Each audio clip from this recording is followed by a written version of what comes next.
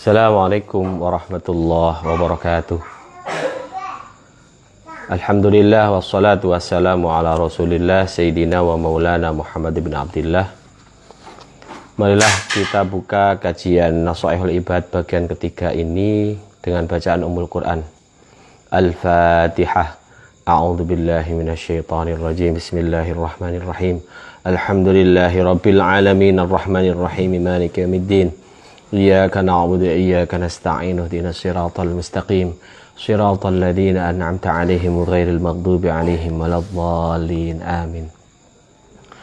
Baik, kita lanjutkan makalah yang tertunda yang sempat kita sedikit baca tadi, yaitu makalah yang ke-18. Wal maqalatu tsaminata asyrata, makalah yang ke-18. Qila, diucapkan, man taraka dzunuba raqa qalbuhu, barang siapa meninggalkan maksiat, meninggalkan dosa, perbuatan dosa, maka hatinya menjadi ringan. Fayaqbalun nasihata wa yakhsha'u laha, sehingga hatinya mampu menerima nasihat dan bisa khusyuk karena nasihat itu. Wa man tarakal harama fil mat'umi wal malbusi wa ghairihima, barang siapa meninggalkan perkara haram baik dari sisi makanan maupun pakaian dan selain keduanya, wa akalal halala, dan juga memakan makanan yang halal, safat fikratuhu, pikirannya menjadi jernih, ala masnu'atillahi, atas ciptaan-ciptaan Allah, ad-dallati ala ihya'illahi ta'ala, yang menunjukkan atas bagaimana Allah menghidupkan al-khalqa terhadap makhluk ba'dal mauti, setelah kematian, wa ala wihdatihi, dan atas kesendiriannya Allah, wa qudratihi, dan juga kekuasaan Allah, wa ilmihi, dan pengetahuan Allah. Wa dzalika bi an ta'ammala, dan hal itu bisa kita contohkan dengan cara berpikir, mengangan-angan, bifikrihi, dengan pikiran kita, wa tadabbara, dan juga bertadabbur. Tadabbur itu berarti mengerahkan pikiran, bi'aqlihi, dengan akalnya, anallaha khalaqahu, sesungguhnya Allah menciptakan dirinya, min nutfatin, dari sperma, firrahmi, di dalam rahim, faja'alaha, kemudian Allah menjadikan nutfah ini alaqatan, darah yang menggumpal, thumma mudghatan, kemudian menjadi daging yang menggantung, thumma khalaqa minha, kemudian Allah menjadikan dari darah yang menggantung itu, daging yang menggantung itu, lahma, daging, wa azma, dan juga tulang, wa uruqa, dan juga otot-otot, wa aqsoba, dan bagian-bagian dari tubuh, wa syaqqalaha sam'an, kemudian Allah memecah dari bentuk janin itu sesuatu yang berlubang untuk dijadikan sam'an, pendengaran, wa basoron, dan dijadikan mata, wa a'dha'a, dan beberapa anggota lain, perut sendiri, kemudian tangan, jari jemari 5 jumlahnya, kemudian matanya, kepalanya, isinya apa saja, semuanya berproses semacam itu. Tsumma sahala al-khuruja, kemudian Allah mempermudah untuk keluar, lil janin, bagi orok bayi itu, mimbat di ummihi, dari perut ibunya, wa alhamahu, kemudian Allah mengilhamkan kepada bayi tersebut irtidha'ats sadyi, untuk meminum susu ibunya, wa ja'alahu fi awalil amri, dan juga Allah telah menjadikan bayi itu di dalam perkara perintah pertamanya, bila asnanin, tanpa gigi. Coba kalau kita dalam kondisi bayi, kemudian kita lahir jebret, kita bergigi, apa yang terjadi? Kayaknya ibu kita nggak tahan kena gigitan gigi kita, kan. Tapi bayi itu dalam kondisi tidak punya gigi, subhanallah, ini sudah diatur dari sononya, ya Allah. Nah, ini sebagai akal kita digunakan untuk berpikir hal-hal yang barangkali kita tidak terpikirkan. Seperti itu. Kemudian tsumma ambatalahul asnana, kemudian Allah menumbuhkan bagi bayi tersebut gigi-gigi. Tsumma asqataha, kemudian menggugurkan, membuat gigis giginya. Wa azalha, dan menghilangkan giginya inda sab'i sinin, sampai usia 7 tahun. Tsumma a'adaha, kemudian mengembalikan giginya kembali marratan ukhra, pada sekali lagi. Wa ja'alallahu ta'ala ahwalal abdi mutaghayyiratan min shaghirin ila kibrin. Kemudian Allah menjadikan kondisi hamba itu berbeda-beda dari masa kecilnya sampai ke masa tuanya. Wa min syababin ila haramin, dari masa mudanya menuju masa tuanya. Wa min sihatin ila sakomin, dari masa-masa sehat sampai ke masa-masa yang sakit. Wa ja'alal abda kulla yawmin yanamu wa yastaiqidhu, kemudian Allah menjadikan hamba tersebut, bayi manusia itu bisa tumbuh dewasa, kemudian setiap hari kadang tidur, kadang bangun. Wa kadzalika syu'uruhu wa adfaruhu kullama saqata minha raja'a ila makana.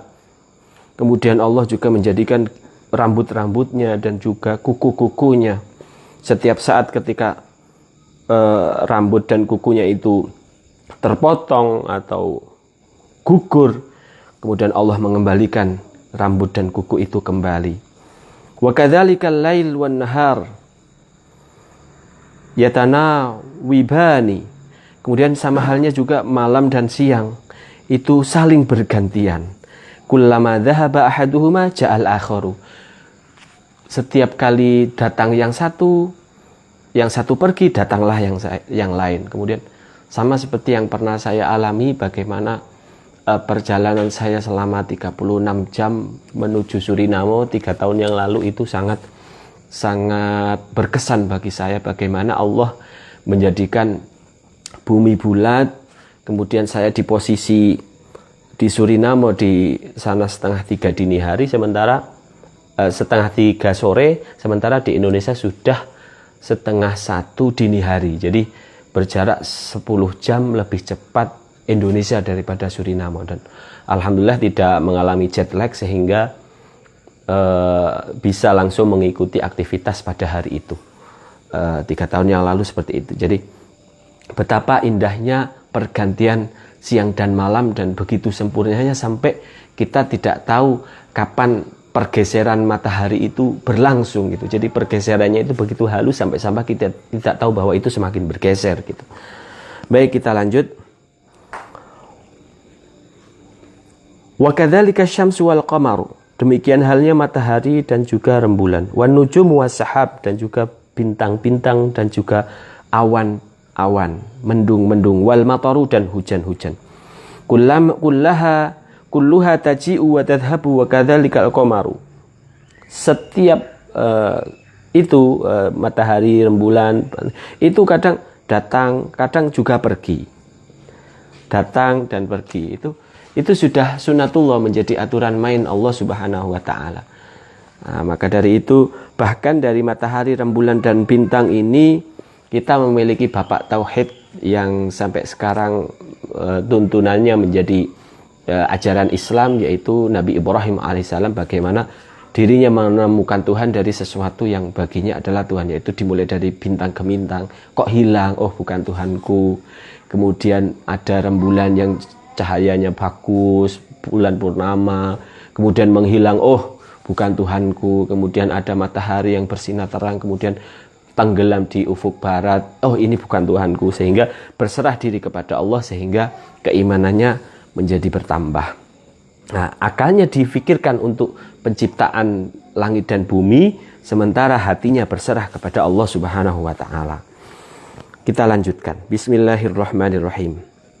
Kadzalikal qamaru yanmahiku, sama halnya seperti rembulan yang semakin tipis, semakin menghilang bentuknya, menipis-menipis. Kulla syahrin, setiap bulan. Tumayataka malu, kemudian menjadi sempurna, jadi tambah besar ya tambah besar. Tumayan mahiku, kemudian tambah tipis, seperti itu. Wa kadzalikal kusufu lisyamsi, demikian halnya ketika gerhana bagi matahari, wal qamari, dan juga rembulan. Haitsu yadhhabu dhaw minha tsumma ya'udu, ketika cahayanya menghilang dari matahari maupun rembulan, kemudian kembali juga. Wa kadzalikal ard, demikian pula bumi, takunu yabisatan, kadang halnya dia menjadi kering. Tsumma yumbitullahu fihan nabat, kemudian yabisah, kering, ya bisa kering. Tsumma yumbitullahu fihan nabat, kemudian Allah menumbuhkan di dalam bumi itu tumbuhan. Tsumma yadhhabu minha fata'udu yabisatan, tsumma tambutu maratan ba'da ukhra, kemudian dijadikan basah, dijadikan bertumbuh sesuatu tumbuhan-tumbuhan yang lain. Jadi kadang ada ketika masa kemarau yang tumbuh pohon-pohon yang khusus di musim kemarau. Ketika musim hujan yang tumbuh adalah sesuatu tumbuhan yang memang dikhususkan akan tumbuh di musim hujan. Seperti itu Allah mengatur. Falladzi qadara ala dzalika kullihi qadirun ala ihya'il mauta. Maka zat yang telah menguasakan hal-hal itu, yang memberi kemampuan kepada hal-hal itu, menumbuhkan, menghilangkan, mengganti siang dan malam, kemudian mewujudkan makhluk hidup berupa bayi yang dalam kondisi tidak tahu apa-apa, kemudian diberi telinga, diberi mata, semuanya berproses di dalam rahim ibunya selama 9 bulan. Ini menandakan bahwa zat yang bisa melakukan hal semacam itu berkuasa untuk, sangat berkuasa untuk bisa menghidupkan zat-zat yang telah mati setelah hilang mereka di dalam bumi. Fa'alal abdi ayyukthiral fikra, maka hendaklah bagi hamba-hamba untuk memperbanyak fikirannya fidzalika, di dalam hal-hal penciptaan-penciptaan itu, hatta yaqwa imanuhu, hingga imannya semakin kuat, imannya menguat, bil ba'thi, kelawan hari kebangkitan, ba'dal mauti, setelah kematian. Wa ya'lamu annallaha yab'atsuhu, kemudian dia mengetahui bahwa sesungguhnya Allah membangkitkan dirinya, wa yujazihi, dan membalasnya, bi a'malihi, dengan amal-amal perbuatannya. Fa'ala qadri quwwati imanihi, maka berdasarkan kadar kekuatan iman orang tersebut, bidzalika, terhadap hal-hal itu, hal-hal bahwa Allah yang membangkitkan, Allah yang menghidupkan, yajtahidu, maka dia berjuang, berusaha keras, fito'ati, di dalam ketaatan kepada Allah, wajidnabul mukhalifati, dan juga menjauhi perkara-perkara yang menyelisihi li syar'i, terhadap syarak.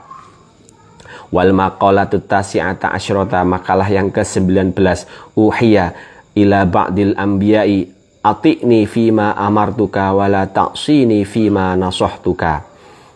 Diwahyukan kepada sebagian nabi, wahyunya bunyinya, taatlah kamu kepadaku terhadap perkara yang aku perintahkan kepadamu, wala ta'sini, dan jangan kau durhaka, bermaksiat terhadapku terhadap perkara yang telah aku nasihatkan kepadamu. Ai fima ta'autuka ila ma fihi shalah, yaitu di dalam perkara yang aku memanggil kamu kepada perkara yang di dalam perkara itu ada kebaikan. Wa nahaituka, dan aku melarangmu, amma fihil fasad, dari segala sesuatu yang di dalamnya ada kerusakan. Wal maqalatul ishruna, dan makalah yang ke-20, kila, diucapkan, ikmalul aqli itba'u ridwanillahi ta'ala wajitina bisukhtihi. Kesempurnaan akal itu adalah mengikuti ridhonya Allah dan juga menjauhi kemurkaannya. Ai fakhilafu dzalika jununun, maka berselisih dari hal-hal itu dianggap gila. Wal maqalatul hadiyata wal ishruna, makalah yang ke-21, qila la ghurbata lil fadil wala watana lil jahil. Artinya, la ghurbata, tidak ada keasingan, lil fadil, bagi orang yang utama, wala watona, dan tidak ada tempat tinggal, lil jahil, bagi orang yang bodoh. Al muttasifu bil ilmi, yaitu orang yang memiliki sifat ilmu, wal amal, dan juga amal. Karena mukroman, adanya itu dimuliakan, mu'dhaman sekaligus diagungkan, indan nasi di dalam sisi manusia, fi ayyi baladin di dalam negeri manapun kana, fakana kullu baladin indahu watanan, maka bagi dirinya orang yang memiliki ilmu setiap tempat itu adalah negara atau tempat tinggal, walau kana ghoriban, meskipun dia asing di situ, wal jahilu sementara orang bodoh yukhalifu dzalik, berbeda kondisinya dengan orang alim itu. Jadi orang alim, orang memiliki ilmu, tinggal di mana aja itu bagi dirinya menjadi negaranya, menjadi tempat tinggalnya, sehingga dia mampu memberikan keilmuannya kepada orang-orang, dimuliakan sebab keilmuan yang dimilikinya. Sementara orang bodoh, orang jahil itu sebaliknya, dimanapun dia tinggal itu tidak ada orang yang ngeh dengan dirinya, tidak paham ini fungsinya apa, dia ada itu. Maka dari itu kemuliaan seseorang itu berdasarkan kadar keilmuan yang dimilikinya, bukan hal lain. Maka dari itu jangan sampai kita mengandalkan sesuatu itu bukan ilmu gitu. Jadi ilmulah yang mengantarkan kita untuk mendapatkan pemahaman-pemahaman yang matang, dan tentu saja pemahaman yang jelas-jelas mencari ridha Allah Subhanahu wa taala dan izalatul jahli, sekaligus menghilangi kebodohan. Baik, kita lanjutkan. Wal maqalatu tsaniyatu wal ishruna, maqalah yang ke-22, qila man kana bi ta'ati indallahi qariban kana bainan nasi ghariba, barang siapa taat kepada Allah di sisi Allah, maka dia sudah dekat, maka dia akan menjadi asing di antara para manusia. Aiman ista'nasa bistighali ta'atillahi ta'ala sara mustawhishan 'anin nasi, yaitu barang siapa sudah merasakan manis dengan dia sibuk taat kepada Allah, maka dia merasa resah ketika berada di tengah-tengah manusia. Jadi banyak para wali yang sulit ditemui karena memang memiliki kecintaan kepada Allah, sehingga ketika dirinya berada di tengah-tengah manusia itu merasa galau, merasa sedih karena kehilangan ingatannya kepada Allah. Sebaliknya kalau kita kumpul sama teman-teman, seru-serunya aja, seru-seru aja karena memang hobi kita itu, beda dengan para kekasih Allah. Baik, kita lanjutkan. Bismillahirrahmanirrahim. Wal maqalah ats-tsalitsatu wal 'ishrun, makalah yang ke-23, qila harakatut ta'ati dalilul ma'rifati kama anna harakatal jismi dalilul hayati. Ada ucapan gerakan menuju ketaatan itu merupakan suatu penanda kemakrifatan, seperti halnya gerakan tubuh itu menandakan adanya kehidupan. Wah, ini bisa buat status Facebook ini ya. Jadi gerakan ketaatan, gerakan dalam taat, bergerak untuk taat itu merupakan pertanda kemakrifatan kepada Allah, seperti halnya gerakan tubuh itu menandakan dirinya memiliki kehidupan. Wal makna anna ityanal abdi at-ta'ata lillahi ta'ala alamatun ala ma'rifatihi lillahi, fa idza kathurat at-ta'atu kathurat al-ma'rifatu wa idza qallat li'anna adh-dhahira mir'atul batin. Di sini penjelasannya adalah sesungguhnya datangnya seorang hamba untuk taat kepada Allah ini sebagai penanda bahwa dirinya mengetahui Allah. Maka ketika seseorang itu taatnya banyak, maka banyak pula pengetahuannya kepada Allah. Sebaliknya, ketika sedikit ketaatannya kepada Allah, maka sedikit pula pengetahuannya, kemakrifatannya kepada Allah. Karena apa? Karena perkara yang zahir itu cerminan perkara batin. Wal maqalatur rabi'atu wal 'ishruna, makalah yang ke-24, qala Nabi sallallahu alaihi wasallam aslu jami'il khotoya hubbud dunya, Pokok dari segala sesuatu kesalahan dosa itu adalah mencintai dunia. Wahya mazada anil hajati. Maksud dari hubud dunia itu apa? Yaitu suatu perkara yang melebihi dari kebutuhannya. Wa aslu jami'il fitani man'ul usyri wa zakati. Nah, wa aslu jami'il fitani man'ul usyri wa zakati. Dan pokok dari seluruh fitnah itu adalah mencegah untuk memberi dan juga zakat. Wa hadza min atfil 'am 'alal khas li'anna al-usyri khasun bizuru wath-thimar waz-zakati syamilatun lidzalika wa li zakatin nafaqah wal an'am wa li zakatil badani. Jadi memang di sini ada penjelasan bahwa pokok segala kesalahan itu cinta dunia, pokok dari segala fitnah itu mencegah untuk memberi makanan dan juga memberi zakat. Nah, maka dari itu sudah kewajiban kita jika ada rezeki berlebih, apalagi dalam kondisi seperti ini kita nggak tahu sampai batas kapan kita di karantina wilayah semacam itu. Tapi alhamdulillah kita tinggal di desa karena pengetahuan kita hanya sekedar ladang, sawah, halaman depan rumah, masjid, terus rumah lagi, seperti itu. Jadi memang lokasinya di desa masih banyak tumbuhan yang bisa kita sayur. Jadi bukan lockdown tapi lauk daun gitu ya. Baik, kita lanjutkan. Bismillahirrahmanirrahim. Wal maqalatul khamisatu wal ishruna, makalah yang ke-25. Al-muqirru bitaqsir ay bil ajzi anit ta'ati abadan mahmudun wal iqraru bitaqsir alamatul qabul li'annahu isyaratun ila adamil ujbi wal kibri.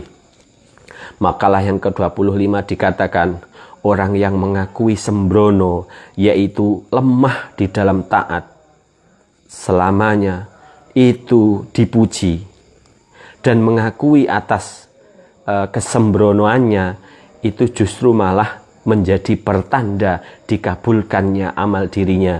Karena apa? Karena itu menunjukkan tidak adanya ujub, takabur maupun sum'ah ini. Jadi makanya kita mendengar dendangnya Syekh Abu Nawas ketika beliau wafat, ilahi lastu lil firdausi ahla wala aqwa ala naril jahimi. Ilahi, wahai Tuhanku, lastu lil firdausi ahla, saya bukanlah ahli surga firdaus. Alasannya seperti itu. Wala aqwa ala naril jahim, tapi aku sendiri tidak mampu dengan panasnya neraka jahim. Jadi ini semacam rayuan seorang hamba kepada Tuhannya yang begitu syahdu gitu. Sama halnya ketika seorang kekasih merayu kekasihnya, gombalnya kebangetan, dek aku nggak bisa jauh darimu. Tapi ini kan musim social distancing ya, jaga jarak. Tapi jaga jarak tentu saja dengan orang-orang asing yang tidak diketahui riwayat perjalanannya gitu. Kalau jelas itu adalah istrinya sendiri, anaknya sendiri, silakan berkumpul nyaman-nyaman saja, jangan dikasih jarak. Nanti kalau dikasih jarak justru malah melebarkan jarak hatinya antara dirinya dengan orang tuanya. Baik, kita lanjut. Bismillahirrahmanirrahim. Wal maqalatus satisatu wal ishrun, makalah yang ke-26 kila. Kufranun nikmati laumun ay atamu syukri lin nikmati dalilun ala danaatin nafsi. Wa suhbatul ahmaqi wa huwa wadi'u syai' fi ghairi mahallihi ma'al ilmi bi qubhihi sya'umun ay ghairu mubarakun kama rawat Tabrani an Bashir annahu sallallahu alaihi wasallam isram al ahmaqa bi kasril hamzah war ra iqta wuddahu wal ma'na la tusahibhu li qubhi halatihi wa li anna tiba' saraqah wa qad yasruqu tab'uka minhu. Baik, kita artikan. Makalah yang ke-26 dikatakan kufur nikmat itu laum, hina, tercela, yaitu tidak adanya syukur terhadap nikmat itu menunjukkan atas hinanya dirinya. Wa sohbatul ahmak, dan menemani orang-orang yang ahmak, kumprung. Orang kumprung itu kalau bahasa Indonesia apa ya? Mungkin bisa diartikan tolol gitu ya. Jadi bersahabat dengan orang tolol, yaitu orang yang meletakkan sesuatu bukan pada tempatnya karena memang tidak punya ilmu, itu juga tercela, yaitu tidak penuh barokah, seperti yang diriwayatkan oleh Tabrani dari Bashir bahwa Rasulullah bersabda, Isram al-ahmaqo, ya kan? Bikasril hamzah warra. Isrim al-ahmaqo, putuslah orang-orang yang tolol itu, yaitu putuslah untuk berkasih sayang dengan orang tolol. Artinya janganlah engkau berteman dengan orang tolol sebab jeleknya kondisi orang tersebut. Karena apa? Watak itu memiliki status mencuri, dan kadang watakmu dicuri olehnya, atau kadang watakmu tercuri dari dirinya. Nah, seperti itu. Jadi jangan sampai kita ini berteman dengan orang-orang tolol, orang-orang yang pandir, orang-orang yang tidak memiliki pemahaman terhadap agama, sekaligus orang-orang yang zalim. Karena ahmak itu hampir sama dengan zalim, yaitu orang yang meletakkan sesuatu bukan pada tempatnya, disertai dengan ilmu, sebab kebodohannya dan kelalaiannya. Mungkin itu saja yang kita kaji pada malam hari ini. Insya Allah kita bisa bertemu besok pagi ba'da subuh sekitar jam 5:15 atau setengah 6 gitu, sehingga kita bisa mengkaji lebih mendalam tentang kitab Nashaihul Ibad. Terima kasih atas review. Terima kasih atas segala perhatian pada malam hari ini. Mudah-mudahan ada keberkahan yang kita dapat, ketenangan jiwa, sehingga kita mudah mengatasi pandemi COVID-19 ini dengan baik. Kita tidak turun imunnya, tapi justru meningkat imunnya, kekebalan tubuh kita bisa bertambah, keimanan kita juga bisa terus bertambah. Kurang lebihnya mohon maaf, wabillahi taufiq hidayah. Wassalamualaikum warahmatullahi wabarakatuh.